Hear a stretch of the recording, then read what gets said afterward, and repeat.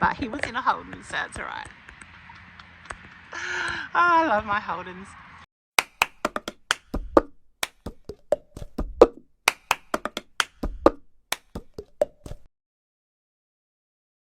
Hi everybody.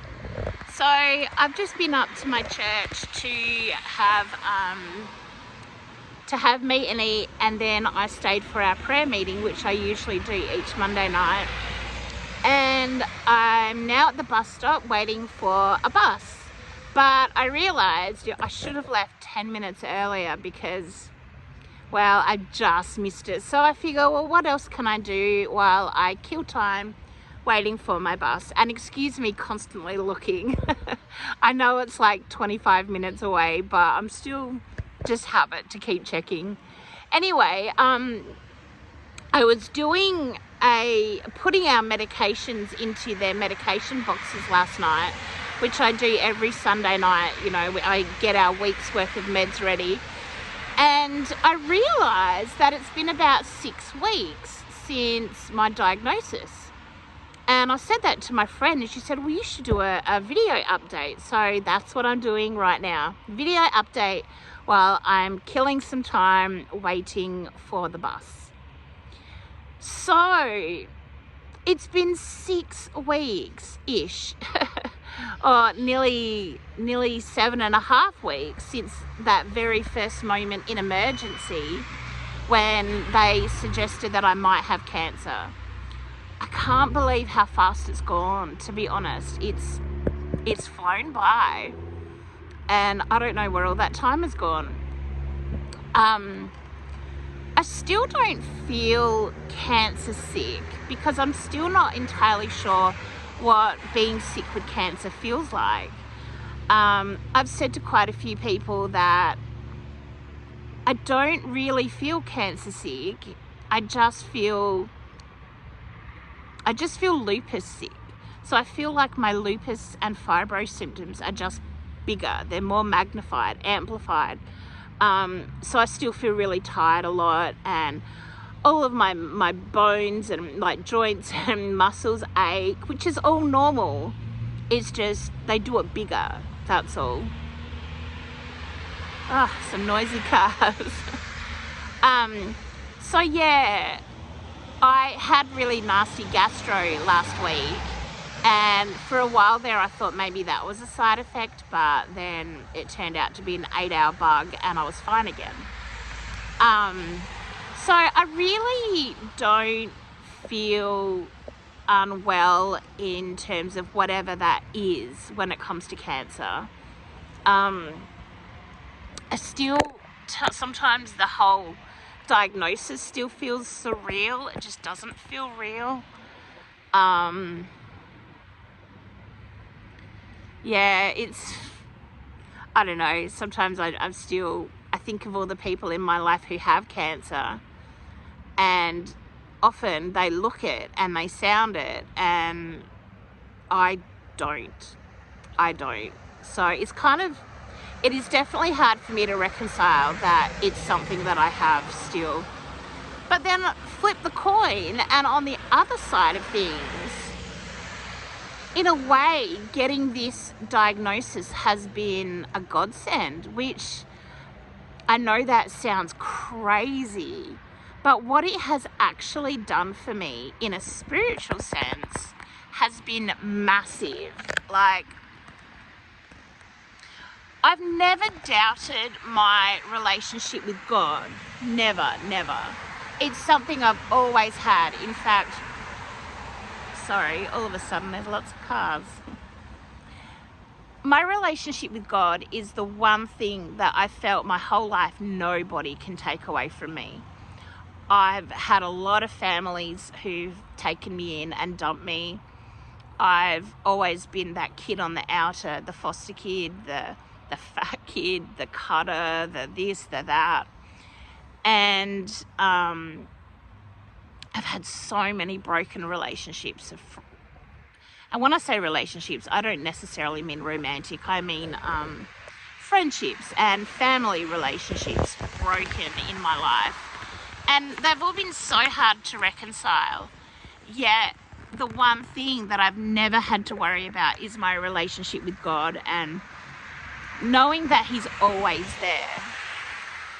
And over the last year or two, I have felt I've been trying really hard to trust God in a way that I never really have before.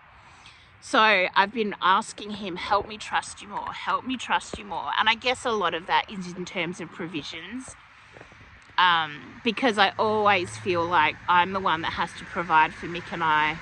And whenever Mick needs anything, it's always me that has to help him get what he needs in terms of, you know, groceries or medications, or if he needs jocks and socks, or do you know what I mean? And I panic a lot. And I've done things in the past I'm not proud of to help provide for us, which sounds really bad, but don't stress. And so I've always been like, God, help me trust you more, because I know that when I can trust God to provide for me, the most amazing things happen. People out of the woodwork suddenly give me a bag of groceries, or will find $20, or someone will just go, hey, I feel like God needs you to have $20 this week, or do you know, that kind of thing. And so I know from experience that when I can fully trust God to provide for us, he completely does it. So why is it so hard to hand over the control of provision? I don't know. So that is something that I've been asking God to help me grow in the last couple years. I just feel like Mick and I struggle more and more. Ooh, there's a car just stopping. Oh, someone's getting picked up. That's all right. Phew, no one dodgy. So yeah, I kind of lost my train of thought there. I do feel that God really, when I'm completely trusting of him providing for us, he always comes through, always. So then why do I always feel that need to take back that control over who is going to provide for us? And so anyway, yeah, it's definitely something that I've been growing in.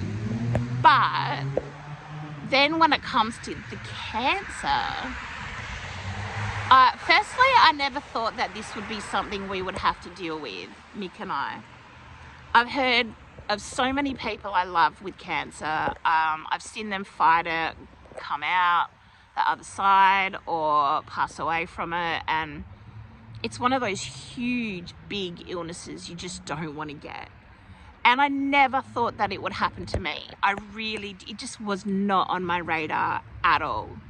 So when I got told, the shock was just huge. Like, it's not like all of my family members have died of breast cancer. Do you know what I mean? So that's another reason why it wasn't on my radar. What was heart disease, because that's what my dad died of. So getting this, I thought that I would fall to pieces. And yeah, I fell to pieces for 48 hours. But a lot of that was still just the shock, I think. But once I think I accepted, wow, this is something I have to fight again. Like, my first thoughts were, really? Haven't I had enough? Like, God, really? Haven't I had enough in my life that I've had to fight with? It wasn't why me. It wasn't why me, but it was, isn't it enough? Like, do I have to go through another massive thing and fight to survive? Because I feel like I've done that our whole lives. My whole life, I've fought to come through the child sexual abuse and neglect, and I fought to keep my head above water in foster care. I fought through the mental health issues in my early 20s and the severe cutting and the suicidal attempts.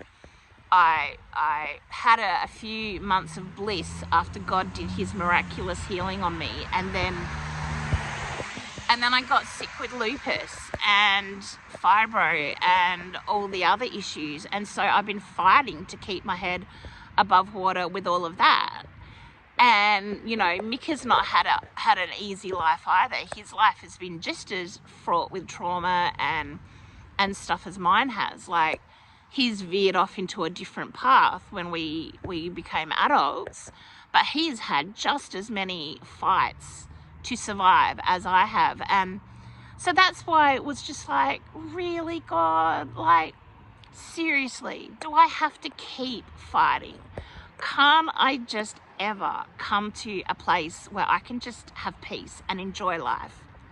So it was more that rather than why me, which I guess in a way it is still kind of why me, but I don't know. It's sort of not, but sort of is. So, yeah. Once I realized though that, okay, this is real and I am going through this, I will be going through this, part of my brain kind of just went, you know what? I've survived so much. I've fought through it and I've survived. I've survived abuse of every kind that you can think. I've survived being dumped by so many family. I've survived being dumped by my foster family. I've survived mental illness. I've survived suicidal attempts. I've survived serious injury when I've hurt myself. I've survived so much, and this is just another thing that I can put my fighting gear on, grab my shield and my sword, and I can fight this too. Like, if I haven't died yet, then not much else is really going to get to me. So I can do this. And that's where my thinking was, is, yep, I can do this. I can fight it. And hopefully I can show Mick through this that nothing can beat us because we've got God, and it's his strength that I'll be using to fight this, as I've used his strength to fight everything else.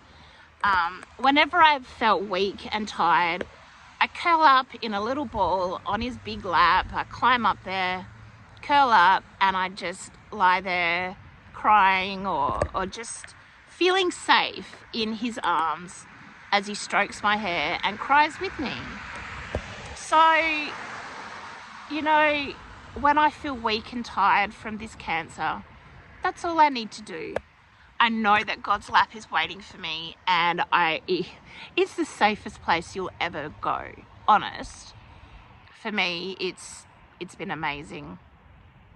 So this whole thing, once I realized, yep, I've got this, I got to fight it, I can fight it, then my thoughts switched to, oh, well, maybe this will be something to help me grow closer to God. And like, I'm pretty lazy, I have to admit, and it's embarrassing admitting that, but I'm not someone that sits down to have formal time with God every day. Like, I know many people that do journaling. I know many people who do daily devotions. For me though, what I do is I just talk to God continuously throughout the day. I know that I should do more than that to grow my relationship with him. And that's what I mean by I've been lazy. Sometimes I just feel like when I'm resting, I just want to rest. I don't want to, I don't know. And when I rest, I don't just rest. Like, in my mind, I imagine climbing up onto his lap. And so when I'm resting, I am resting in God and in his presence, because I'm talking to him all the time, the way I'm talking to you right now. So for me, yeah, I'm definitely lazy, and that's where I thought maybe I can grow closer to God in this. Oh, there's a bus, but it's going the wrong way. Not my bus. And so I thought, this is a really great chance. Maybe this is a thing that God wants me to go through to get closer to him. But, sorry, I thought I could see my bus coming, but it's not. It's a bike in the distance. Anyway, last week at the prayer meeting at church, there was a lady there who also has cancer. There was a dear friend of mine who has come through cancer and is not quite in remission, but he's not that far off. And there are others who have had their own massive struggles. And I said to the group that getting diagnosed with cancer has actually given me something that I never realized before, and that is comfort in my relationship with God as it stands, without me having to do all this extra work. I have realized that sorry, just waiting for some of the cars to pass. I've realized that the trust that I've been asking God to build in me towards him, he's totally done that, because I have no reservations whatsoever that God's got my back in this. And everyone keeps saying, you're handling this really well. And all I can say is it's because of God. And I'm not trying to be flippant when I say that, but I really feel calm and at peace, because I realized, I'm not ready to die. I don't want to die.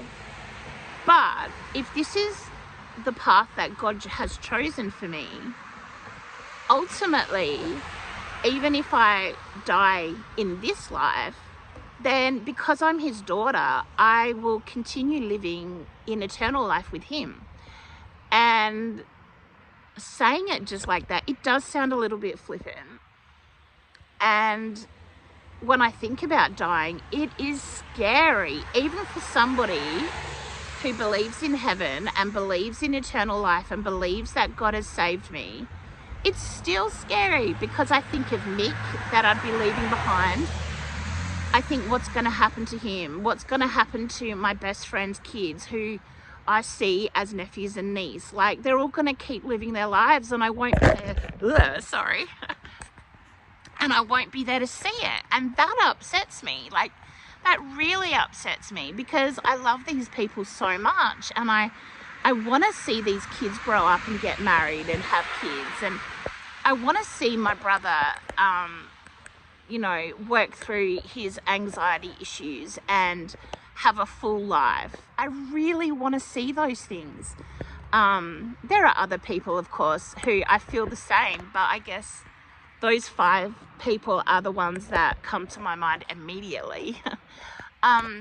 So I don't want to die. I really don't. And I really feel like I have a lot more to do here.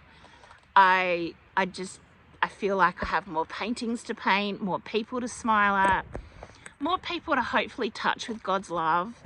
And I'm not ready.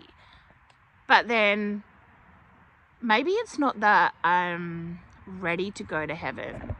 Maybe it's just that I'm accepting that whatever is God's will for my life, that I can accept. Oh, here's another bus, and it's got its blinkers on. No, not my bus. So, it's all kind of tricky, and I guess I'm still processing some of it.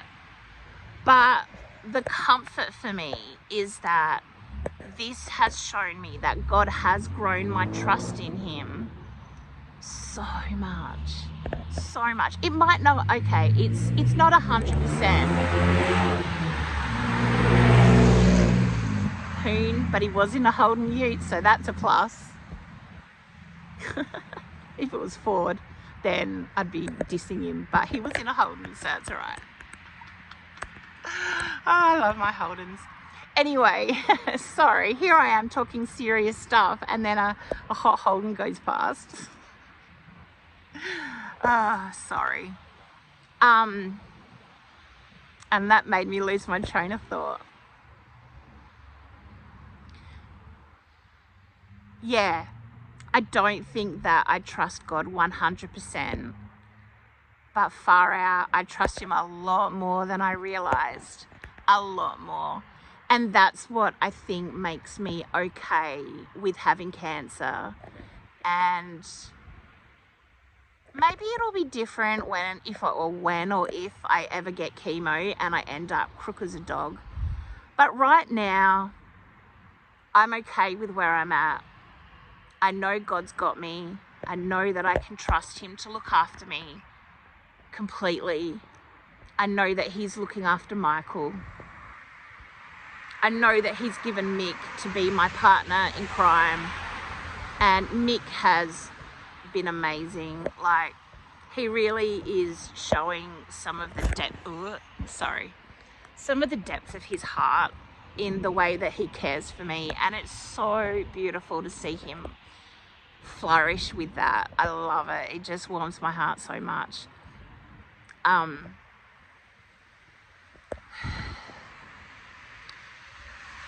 don't want to be flippant to people when they say you're handling this really well. And I think it might come across that way, but I think my belief and my faith and my trust in God is so great. It's bigger than it's ever been. And that is so comforting, which sounds weird because it sounds like I'm finding comfort in something that I'm doing with God rather than him doing it. But I think that God has given me that trust that I have been asking him for a couple of years. He's the one that's grown that in me.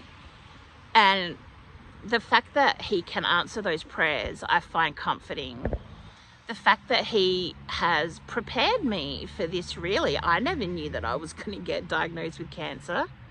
And yet it's almost like he prompted me to ask him to help trust him more because now I'm in a headspace and a heart space where I really have trusted him more than I've ever done. And it's so comforting.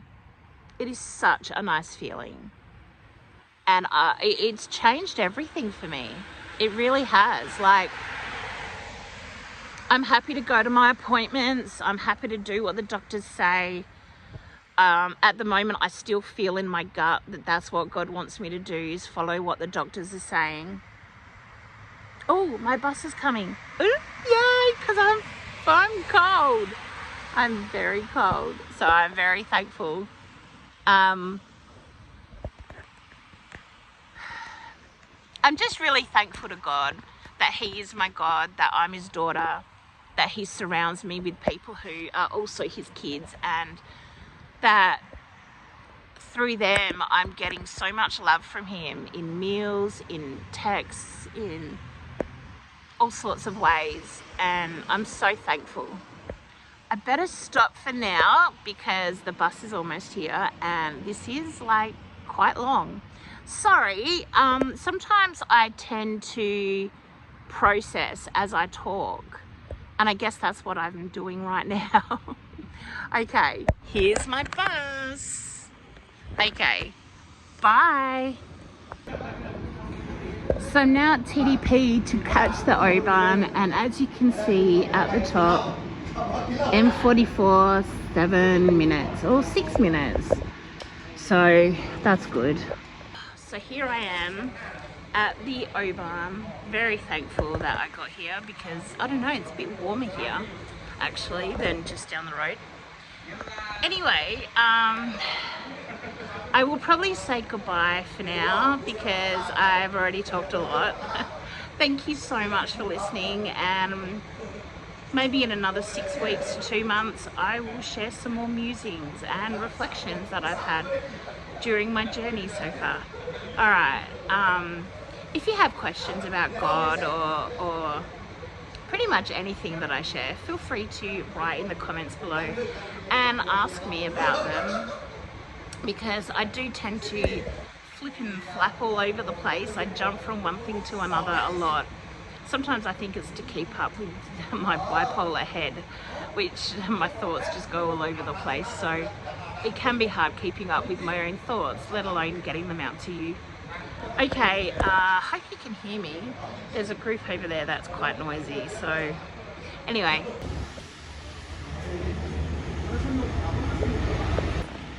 Nicely done. I won't need a ramp. Thanks.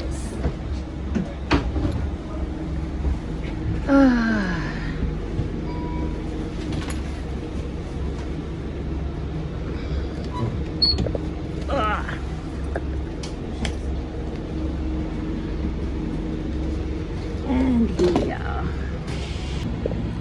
Okay, I know I said I was gonna go, but I've just hit the Rundle Mall on my way home.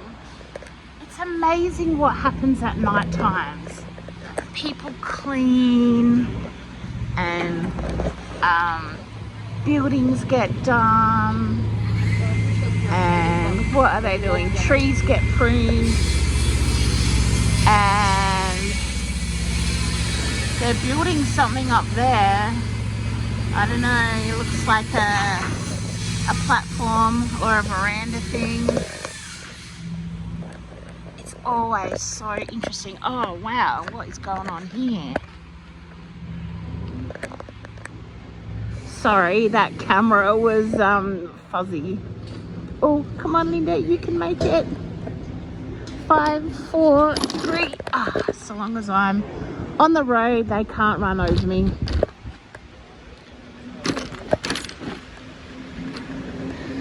Roadworks.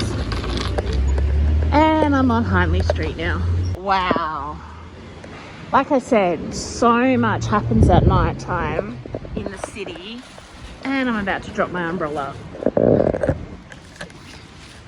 It's always really, really interesting to see what goes on and how our city keeps functioning and why things look so tidy when you go through it at night time, because that's where you see my earrings caught on my scarf, because that's where you get to see where all the bits and pieces happen.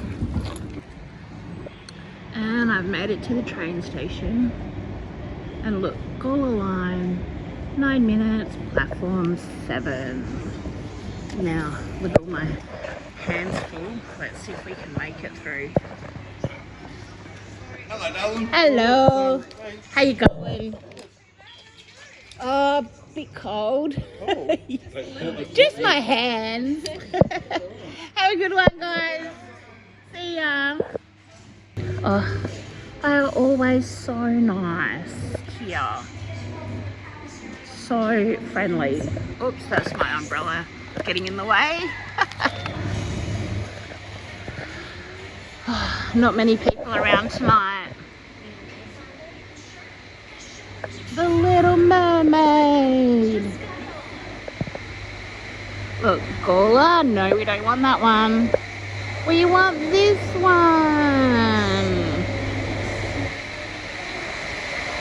Oh, and I know these people. They're cool. Hello. You're gonna need the ramp? Nah. You'll be right. The Yeah. driver will probably you won't need it when you get off either. Nah. Alright. Oh, just was chatting to one of the people, the PSAs. She's so lovely, and she didn't realise that I had cancer. So I just had to share with her. She was like, oh my gosh, what's happening? How are you coping? And all that stuff. And it's so nice when people who transport you everywhere, when they really care like that. Like I'm someone who will make friends with anybody, and so to be able, actually I might just tell the driver, hey there, I'm just getting off at Mawson Lakes, Yeah, and no worries. yeah, I don't need the ramp there. Okay, no worries. It's really, yeah, all good. We'll keep an eye out for you. Okay, thank you. No worries, see you. I often have to tell them if I need the ramp, because some of the trains I do at certain stops, but then other trains like this one, I don't need it. So yeah, it's just really nice when you have people like drivers and the PSAs and security who you get to know, and then they really care as well. So that's lovely, because at one point they were like, gee, you're going in and out a lot. I'm like, yeah, it's because I'm going to the RA. They're like, oh no, what's happened? So, you know, I was sharing with them, and yeah, it's just really nice making friends.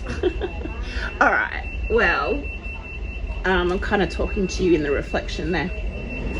So that's the end of my video today. It ended up being a lot longer than I had planned. Sorry about that, but I hope you've enjoyed it, and hope you stay warm if you're in Adelaide, and that you can have a nice week, all of you, wherever you are in the world. See ya.